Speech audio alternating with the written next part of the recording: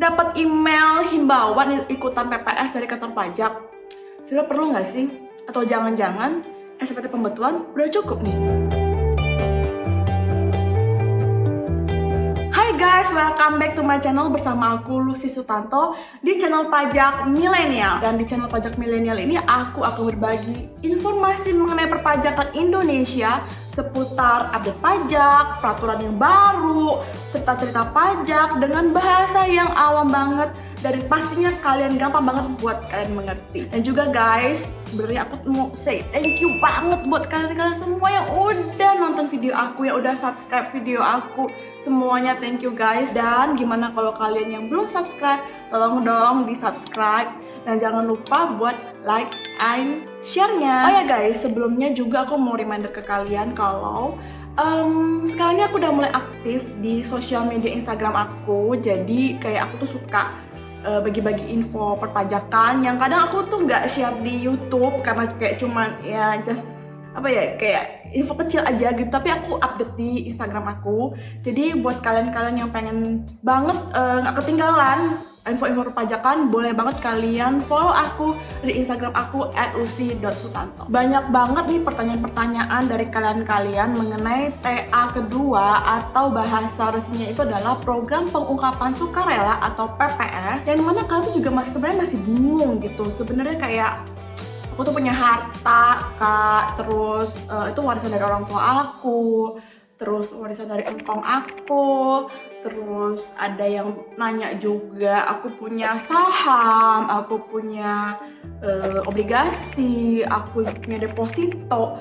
Itu sebenarnya perlu nggak sih diikutkan ke PPS gitu? Atau sebenarnya pembetulan SPT aja udah cukup? Dan sebelumnya aku mau reminder juga ke kalian kalau ada dua kategori peserta yang boleh ikutan tax amnesty jilid yang kedua atau program pengungkapan sukarela atau PPS yang kali ini. Dan kategori peserta kebijakan yang pertama itu buat kalian-kalian yang pernah ikutan tax amnesty yang pertama di tahun 2016 sampai 2017 dan kalian masih kelupaan masukin harta atau aset yang kalian peroleh, yang kalian dapat, yang kalian beli di tahun 1985 sampai 2015.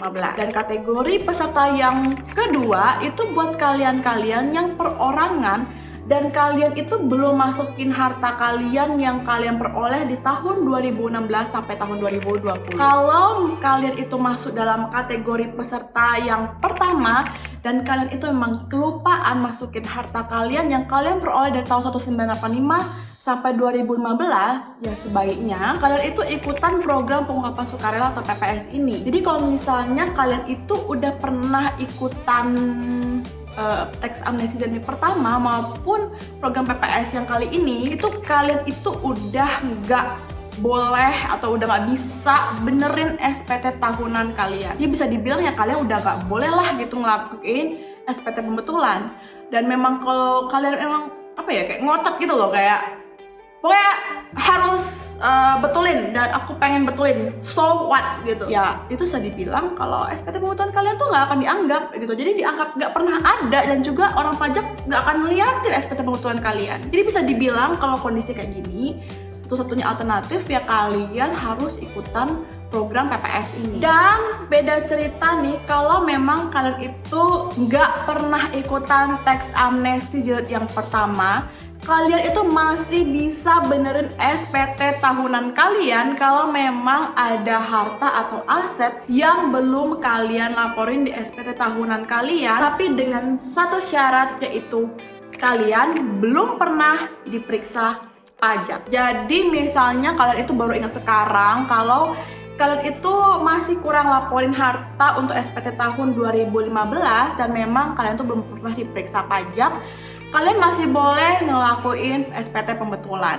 Nah, satu hal lagi nih, menurut aku sih itu tuh kayak boleh lakuin pembetulan, boleh enggak sih untuk SPT tahunan dari tahun 2015 ke bawah. Karena sebenarnya udah nggak mungkin juga dilakukan pemeriksaan pajak untuk tahun 2015 ke bawah. Karena kan ke pemeriksaan pajak itu kan kayak harus 5 tahun ke belakang gitu. 5 tahun ke belakang tuh udah nggak boleh. Jadi kan sekarang tahun 2022. 2015 itu kayak udah jauh banget kan, udah lebih dari 5 tahun ke belakang kayak gitu. Nah sekarang gimana kalau ternyata ketinggalan hartanya itu dari tahun 2016 sampai 2020? Hayo gimana dong? Atau pembetulannya cukup nih? Atau ya harus ikutin nih himbauan dari pemerintah, dari Ditjen Pajak buat ngikutin PPS. Sebenarnya guys, kalian itu nggak perlu ikutan PPS dan nggak perlu juga bayar duit untuk ikutan PPS. Lumayan kan ya, jadi irit ya kalau nggak ikutan PPS. Dan cukup lakukan SPT pembetulan kalau kondisi kalian begini. Pertama, kalau kalian itu kerjaannya cuman jadi pegawai, dalam arti kalian itu nggak ngelakuin bisnis sampingan atau kalian itu nggak nyambi jadi freelancer kayak gitu. Jadi kalau misalnya kalian itu benar-benar dapat gaji bulanan dari company, bisa kayak bener dapat gaji doang gitu, nggak dari lain-lain, itu artinya gaji kalian itu udah dipotong pajak penghasilan pasal 21 atau PPh 21 yang hitung-hitungannya itu udah dilakuin sama bagian HRD atau payroll tempat perusahaan kalian bekerja. Jadi bisa dibilang ya harusnya udah bener lah ya, kan mereka udah punya sistem biasanya kayak gitu. Dan kalau emang nggak bener juga ya nggak ada hubungan sama kalian sih, itu hubungan antara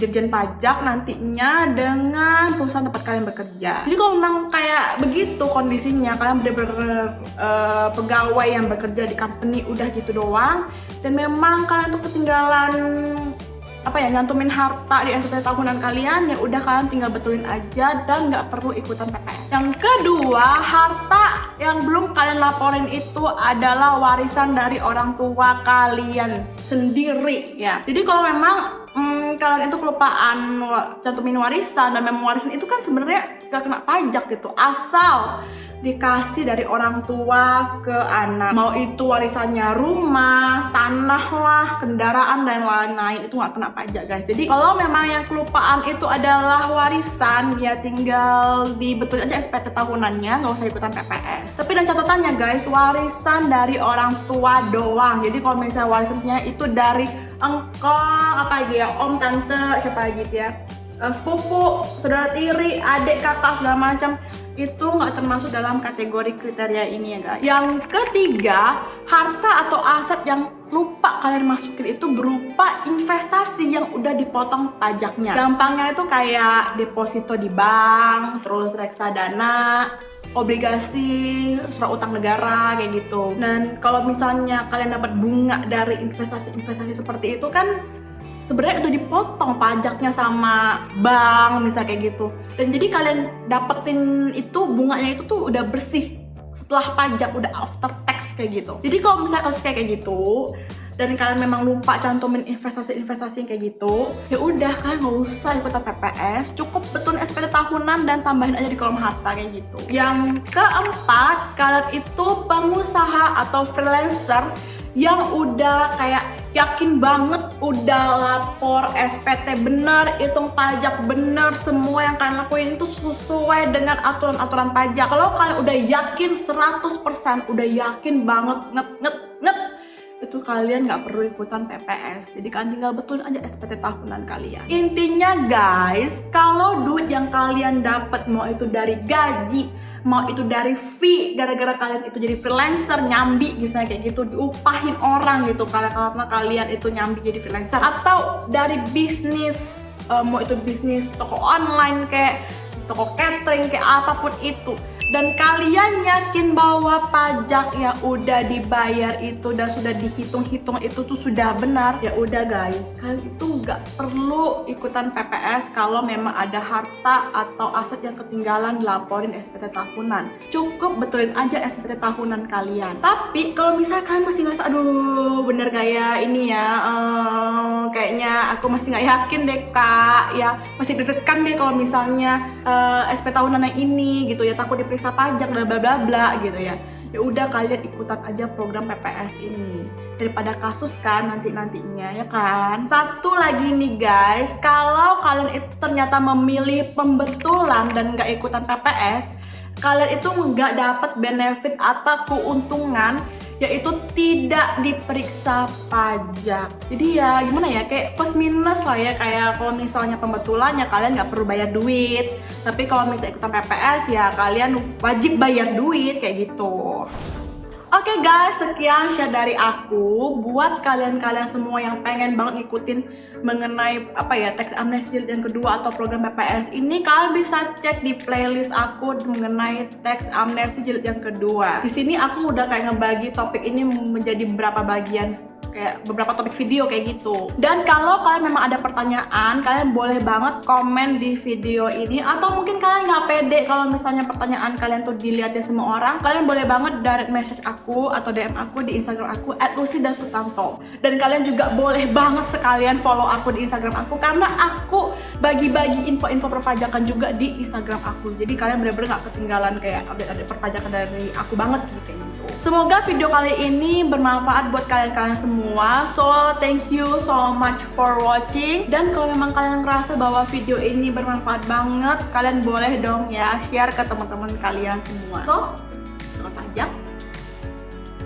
Lagi dong ya. Salam pajak milenial. Dah.